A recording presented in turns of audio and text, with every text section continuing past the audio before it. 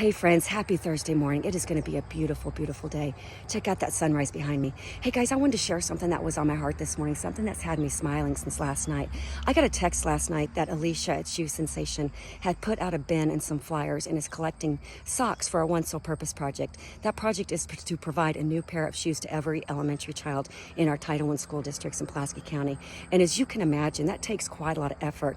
For every shoe that we put on a pair of kids, there's a lot of volunteers behind it. There are people who've donated. There are people who worked aid stations. There are people who signed up for races. So many people go into that. And I just love that, because a lot of times we think that in order to do good or to make a difference in our community, we have to do something on this big grand scale, where many times we can do it just like with Alicia, just one pair of socks at a time. Do you just love that or what? Let me remind you something. If you read the story of Esther, especially in 4:14, where it says, how do you know that you are not here for such a time as this?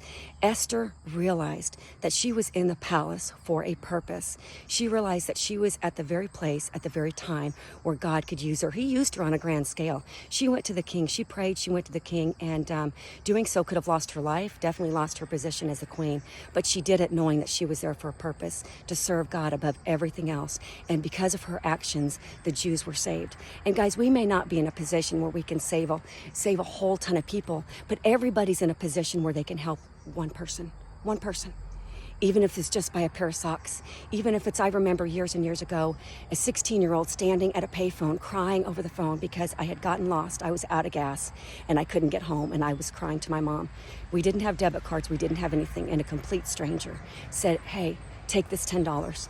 I said, oh my gosh, I'll never see you again. What can I do to repay it? She said, pay it forward. And I've never, ever forgotten that.